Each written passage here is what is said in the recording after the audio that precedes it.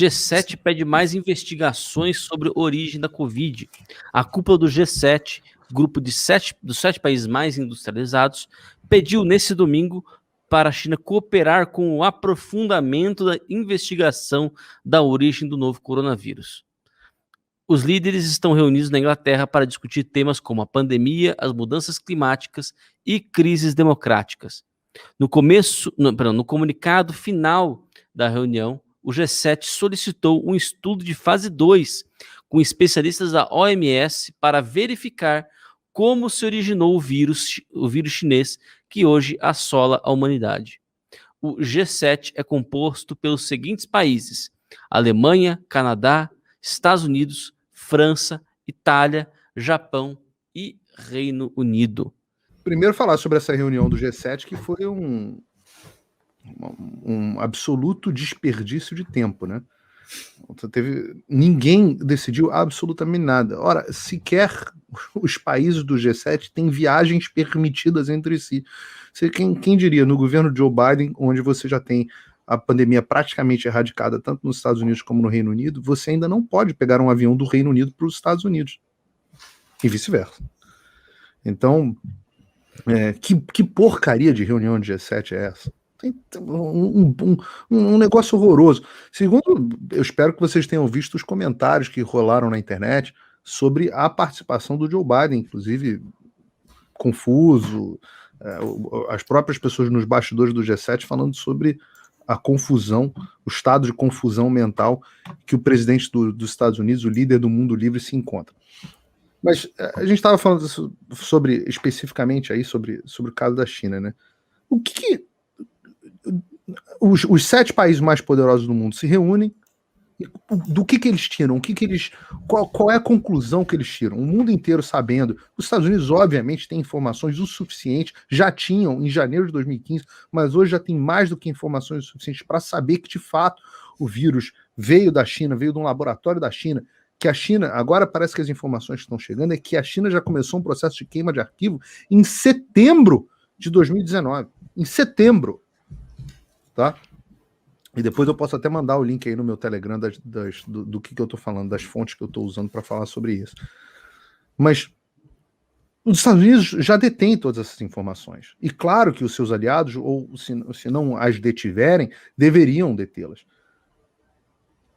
Diante disso, essas pessoas se encontram e quais são as medidas que elas têm coragem de tomar? Mais do que isso, quais são as medidas que elas têm coragem de tomar, inclusive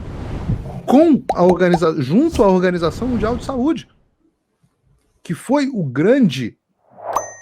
quem permitiu o enabler, não sei como é que se chama essa expressão em português também, mas foi quem permitiu que a situação chegasse a esse ponto. Foi quem demorou séculos para que isso fosse decretado uma pandemia e que, portanto, as medidas de saúde contra uma pandemia fossem tomadas. Foi uma que ficava repetindo o mote do Partido Comunista Chinês, que dizia que não havia evidências de transmissão entre humanos em janeiro, quando a pandemia já estava absolutamente fora de controle em Wuhan. E com pessoas em viagens internacionais já de Wuhan e da China inteira, que foi o que permitiu que o mundo se expandisse. Isso foi graças à Organização Mundial de Saúde. Foram eles que permitiram isso. Depois, foi a Organização Mundial de Saúde que mandou o senhor Peter Daszak, porque o Donald Trump indicou 3 outros epidemiologistas especialistas americanos. Foi a Organização Mundial de Saúde que escolheu o senhor Peter Daszak, que hoje sabe que era financiador do próprio laboratório de onde eram feitos os estudos com coronavírus e com ganhos de função. Era ele que financiava, era através da empresa dele que eram financiados esses estudos. A Organização Mundial de Saúde mandou esse cara para ir lá dizer que o vírus não saiu do laboratório dele. Do laboratório que ele financiava.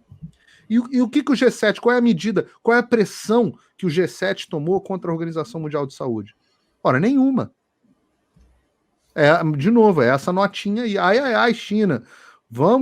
Achamos que vocês devem sim, hein? Se vocês não fizerem, a gente vai soltar várias moções de repúdio. nós vamos falar uma mensagem muito dura no Twitter oficial da organização sei lá, do governo dos Estados Unidos, do G7. Os líderes vão ficar com uma cara muito feia, vão falar muito grosso com vocês em pronunciamento de televisão. É a isso que ficou reduzido o G7. E aí eu uso uma frase que eu uso com muita frequência do secretário, que eu acho muito boa, do ex-secretário de Defesa americano, Donald Rumsfeld, que ele disse o seguinte: a aparência de fraqueza é provocativa. Uma outra versão é: a fraqueza atrai a agressividade. Então, quando você tem esse grupo de nações poderosas diante de um absurdo desses, pensem em todas as vidas que foram perdidas, pensem no desastre econômico sem precedente para os países, pensem nos milhões de pequenos negócios fechados, pensem nas milhões de pessoas desempregadas. Você que está vendo isso aí, você que está vendo você que está desempregado, você que está passando por uma situação financeira, você que perdeu o seu negócio, os líderes mundiais estão lá fazendo ai, ai, ai. Ai, ai, ai. Ora, não tenham dúvida de que o risco moral, o moral hazard, o risco moral é provocativo. É provocativo. Se o mundo não tomar medidas reais contra a China, que vão ser dolorosas, exigirão sacrifícios. Se o mundo não o fizer, esse é só o começo.